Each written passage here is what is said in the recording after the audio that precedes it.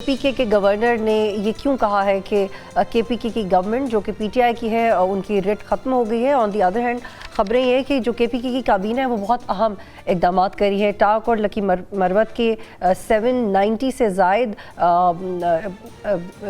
Departments में, police के departments में ये अपॉइंटमेंट्स की जा रही हैं। एट द सेम टाइम 10 बख्तरबंद गाड़ियों की मंजूरी दी गई है और पुलिस की जो पोटेंशियल कैपेसिटी है वो बढ़ाने की कोशिश कर रही है केपीके की काबीना, which is a good news. तो ये हो रहा है सो केपीके की काबीना में, लेकिन गवर्नर केपीके बिल्कुल अलग सोचते हैं। इसकी क्या वजह है? इसकी क्या ये वजह है कि वो रिक्वायर्ड है पीपल्स पार्टी को भी और पीटीआई को भी, और ख़बरें आ रही हैं कि पीटीआई और मौलाना की कोई डील होगी है। फरवा, ये जो एक सियासी बयान आया है, इसकी ग्राउंड क्या है आपके नज़दीक?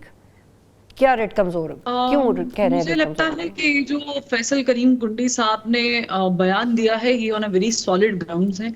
उसकी वजह ये है कि गुज़श्ता साल जो है वो केपीके में दहशतगर्दी के हिसाब से बदतरीन साल करार दिया गया था, और इस साल भी जो रवां साल है, जो भी 25 अगस्त को रिपोर्ट आई है उसके मुताबिक जो है वो 477 अगवा बराए तवान के वाक़यात हुए हैं, 14 अजला इससे मुतासर हुए हैं दहशत गर्दों से।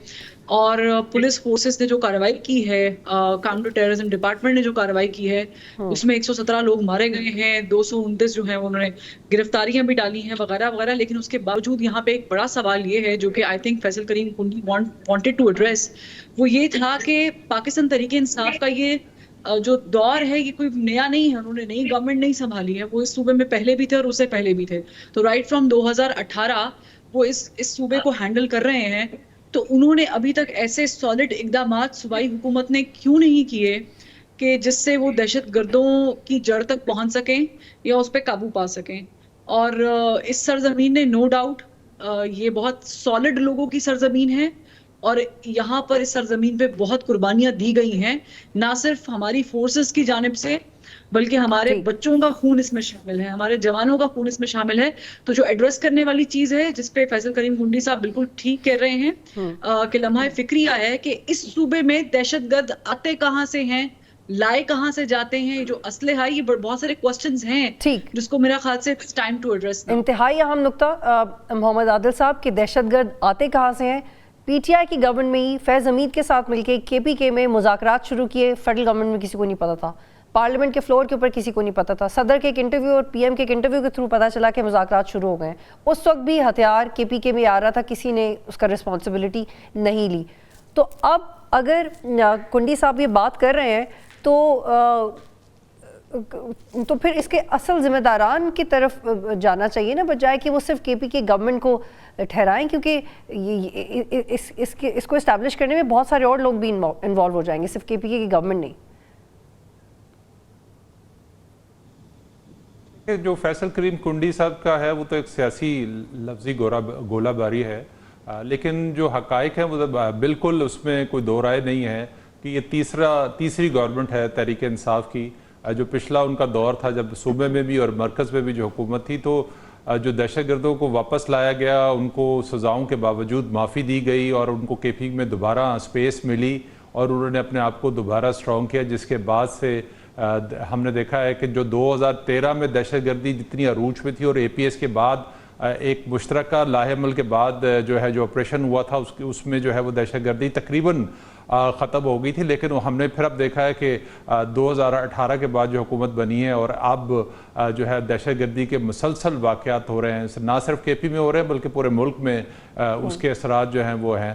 तो इसमें ज़िम्मेदारान तो जाहिर सी बात है सिर्फ हुकूमत नहीं है, सिर्फ जमात जो तहरीक इंसाफ है वो नहीं है, वो रियासती पॉलिसी भी है जिसके तहत जो है ये सारा फैसला हुआ था। मेरी इतलात के मुताबिक तो शुरू में तो रियासत ने फैसला किया था कि कोई माफ़ी नहीं मिलेगी, लेकिन फिर बाद में जब फैज़ हमीद वहाँ पे कोर कमांडर थे तो उन्होंने अपनी जो है वो एक करके तो उसको मनवाया और फिर उस पर इम्प्लीमेंट भी करवाया। तो जो जिम्मेदारान हैं उनके खिलाफ, वो चाहे पोलिटिकल लोग हों चाहे रियासत के वो अनासर हों, जो जिन्होंने ये सारा कुछ कराया, उन पर जिम्मेदारी का तयन होना चाहिए, क्योंकि इस गलत फैसले की वजह से जो है वो सिक्योरिटी फोर्सेस भी इसको फेस कर रही है, हमलों की शक्ल में, शहादतों की शक्ल में, सिविलियन आबादी जो है वो भी टारगेट हो रही है। तो इन जिम्मेदारान बल्कि जो रिसेंटली अफगानिस्तान के चीफ ऑफ आर्मी स्टाफ की तरफ से बयान आया है आदिल साहब, वो बयान भी यही है कि पाकिस्तान ये सबूत फराम करे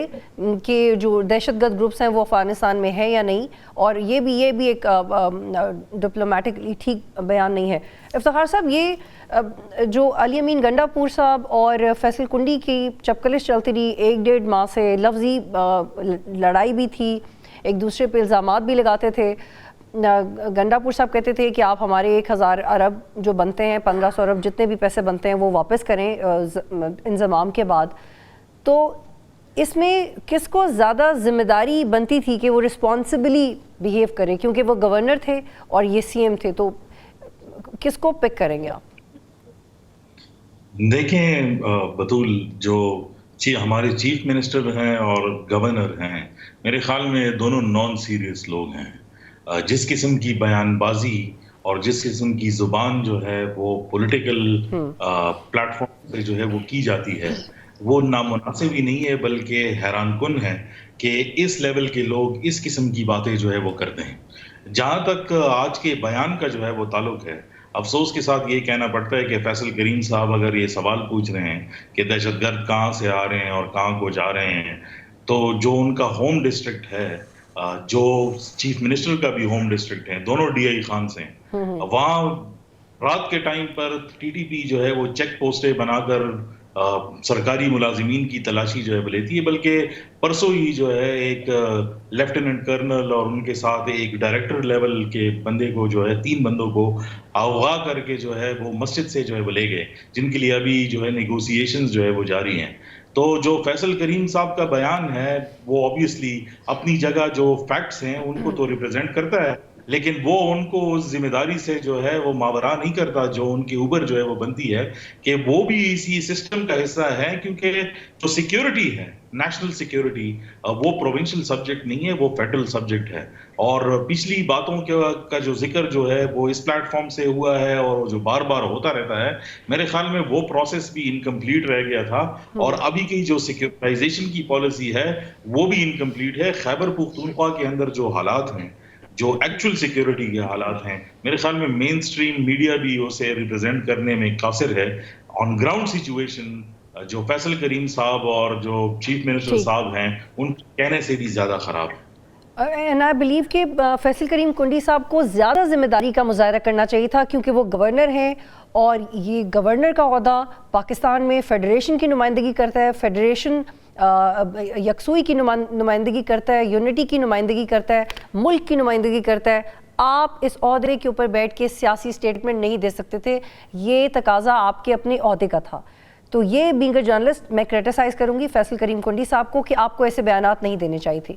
ऑन द अदर हैंड, आपकी जिम्मेदारी ज़्यादा बनती थी कि आप बातचीत की तरफ आगे बढ़ाएं, बजाय कि आप ये कहें कि आप गवर्नर हाउस में एंटर नहीं हो सकते और आप केपी की गवर्नमेंट को उनके पैसे देने में भी सीरियस नहीं है। तो ये पूरा जो सियासी लड़ाई है, जो लफ्जी गोलाबारी है, इसमें फैसल करीम कुंडी साहब की जिम्मेदारी बनती थी कि वो फेडरेशन का रोल प्ले करें। क्योंकि अगर आप इतने बड़े ओहदों पे बैठ के भी सियासी वर्कर्स की तरह बिहेव करेंगे तो कभी भी लोग सियासतदानों की इज्जत नहीं करेंगे। इस वक्त फैसल करीम कुंडी साहब वही कर रहे हैं जो आरिफ अलवी साहब कर रहे थे। तो अगर आपने बड़े ओहदों पर बैठ के भी सदर और गवर्नर बन के भी सियासी वर्करों की तरह बिहेव करना है तो कभी भी आप पॉलिटिकल मसाइल को सॉर्ट नहीं कर सकते।